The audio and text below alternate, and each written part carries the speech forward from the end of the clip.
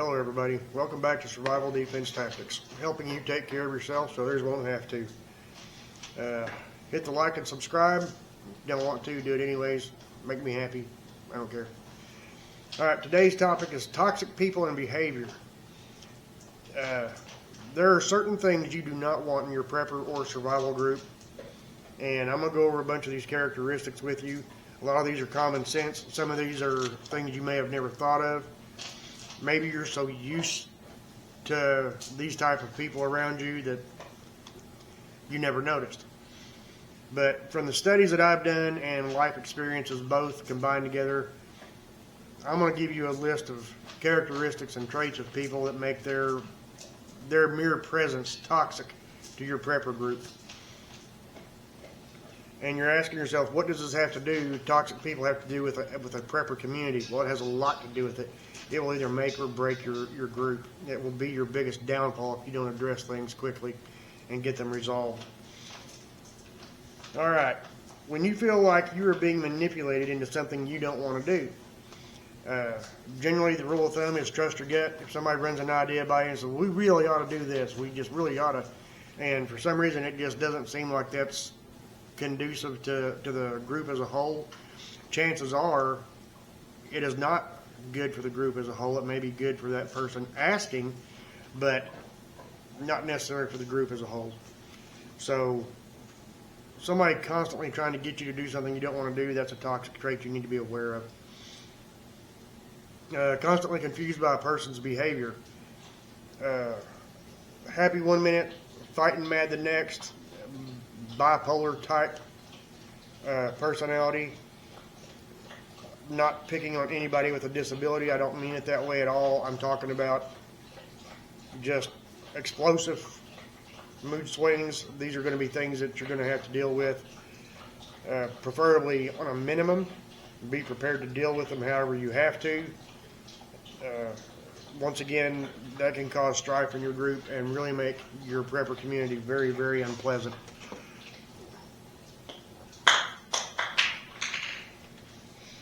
All right. If the person in question constantly makes you feel like you owe them an apology, like you've constantly done something wrong, that is a toxic trait. And on the flip side of that, when somebody owes you an apology but yet won't give you one, that entails that they were right and you were wrong, and they're not going to apologize. In their mind, they were right. Not being able to admit mistakes and stuff like that, obviously toxic trait. If you're always having to defend your actions or your theories to somebody, constantly having to defend yourself to this person, that's a toxic trait. You don't need that in your group either. Your group as a whole will survive or sink depending upon its members. And if you've got that one bad apple in there that always makes you feel like you've done something wrong, and it's constantly the same person, it may not be you, it may be them, yet again, a problem you need to address.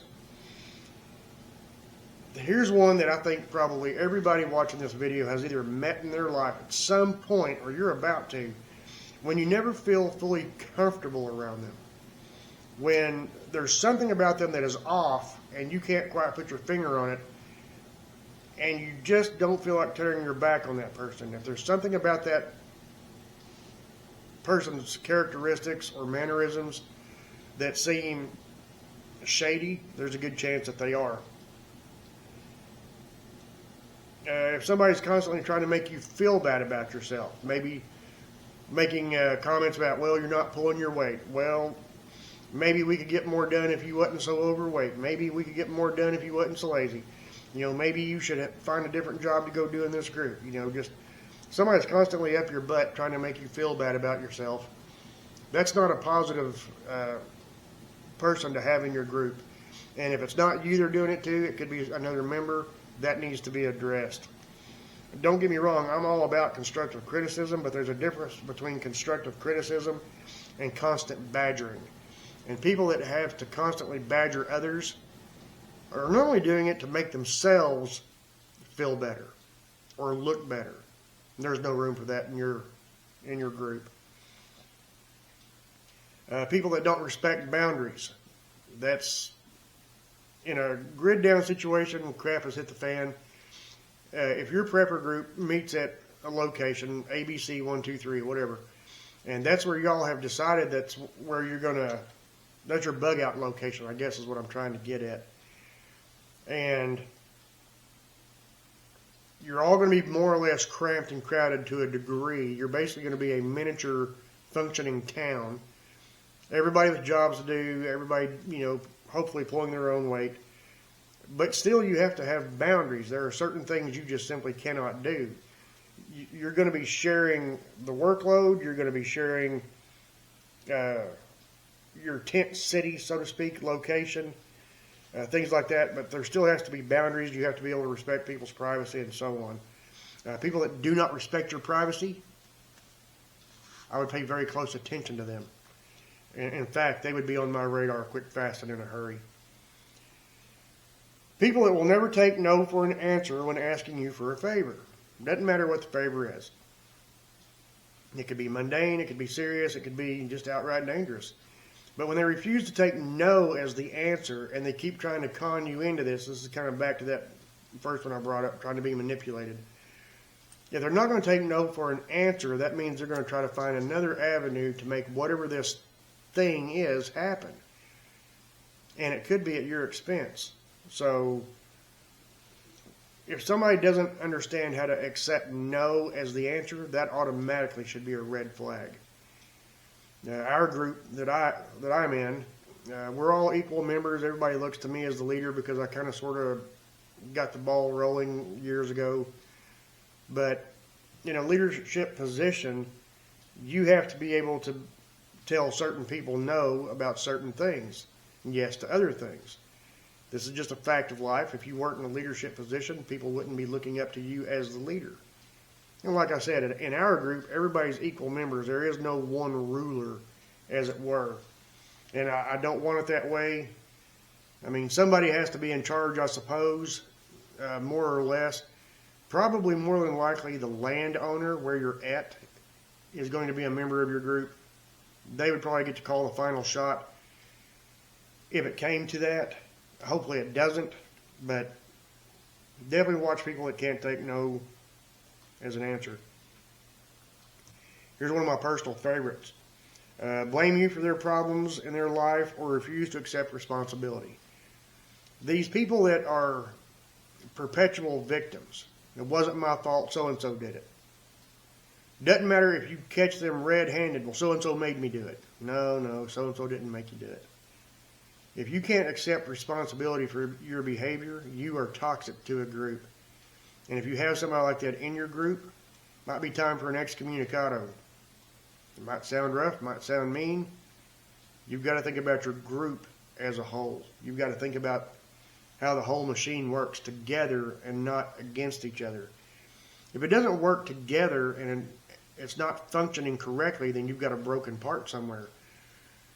And by broken part, I mean you have a member of the group that is either causing strife or not pulling their weight or they're being very subversive.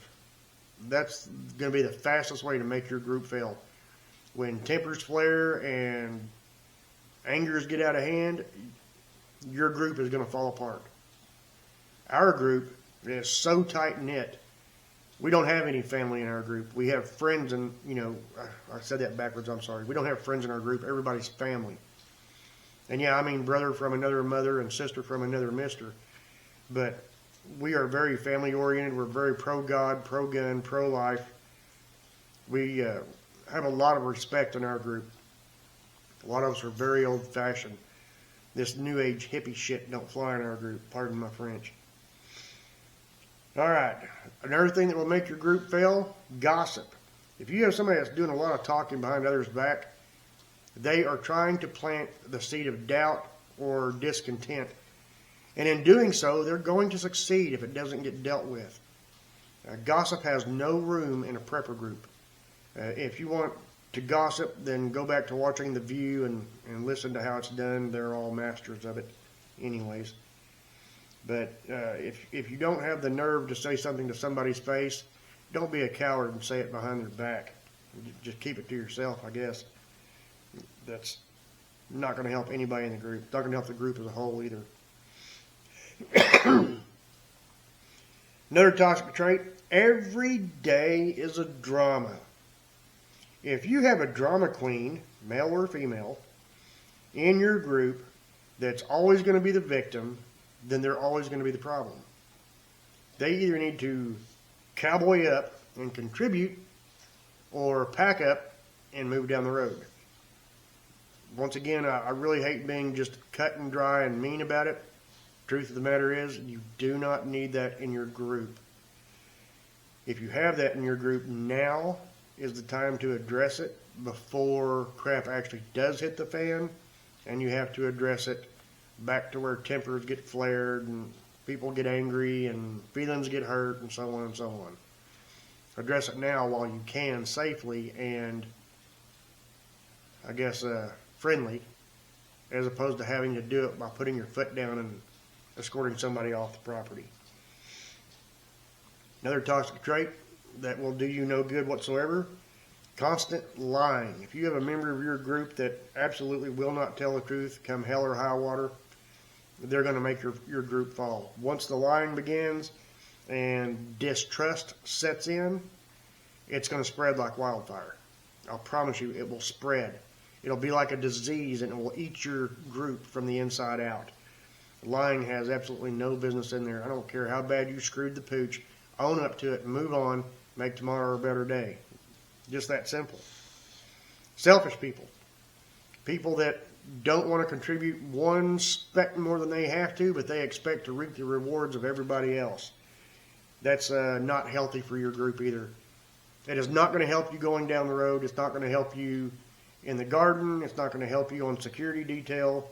There is just absolutely no point in it whatsoever. Another one of my personal favorites, people that are self-centered. It's all about me. Look at me. I'm so pretty. I shouldn't have to do this.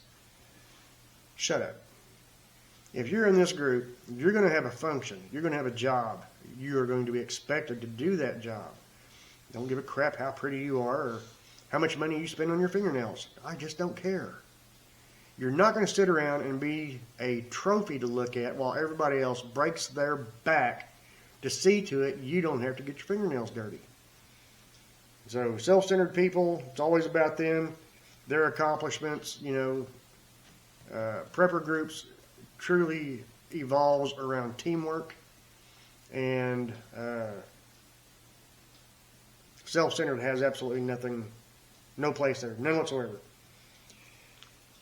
If a person holds a grudge and they never forget that maybe you made a mistake somewhere or that they're never wrong. Mistakes are going to happen. We are human. We were designed by our Creator to make mistakes so we can learn from them and grow as a person. In addition, that will also help you grow as a group.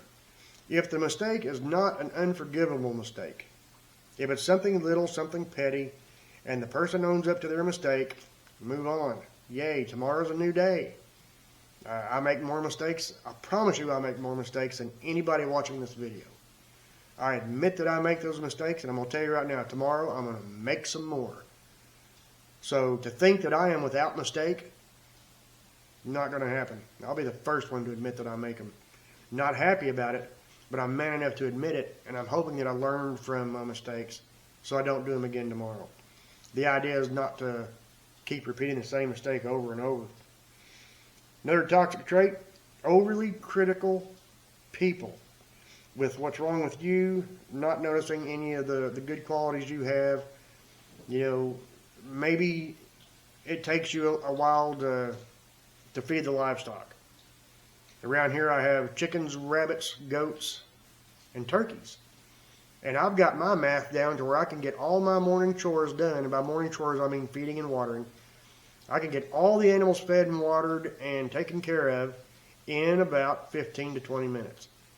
When evening chores roll around, it takes me about 25 to 30 minutes because at that point then I'm milking the goat, collecting eggs. There's certain things I do in the evening that I don't do in the morning, so the evening chores last just a few minutes longer. But if somebody is overly critical, well, you should have that down to 10 minutes flat. Doesn't matter. Well, maybe you should take your dumb ass out there and go do it. If you can do it better than I can and just as accurate as I can, the job's yours. I'll go to washing dishes. I don't care. I am not above washing dishes or doing laundry. I can do that. If you can outdo me anywhere else in the prepper community, and you think my best place to serve is to wash the dirty dinner dishes, go for it. Now, I'm not being arrogant about it either. Go for it, because I'm not ashamed to wash dishes or laundry. So, overly critical people want to make sure that your faults are pointed out so that nobody sees their own. And that's just kind of the way I see it. All right, I'm going to have to speed this up. A few more toxic traits for you. Somebody that's immature.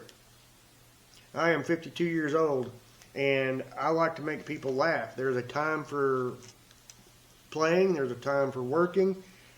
And if I can cut up and make people laugh and add a little humor to their day, I'm going to do it. But when it's time to be the grown-up, I can do that too, no problem. I can switch back and forth on a dime. I can either have you laughing until you're in tears, or I can have you fist fighting mad. It just depends upon where you want to stand with it. So, immaturity during a serious situation is probably not going to help you out, not going to get you very far. Immature people, I don't even have to explain that. It's kind of self-explanatory. People that don't listen well, I'm not talking about hard of hearing.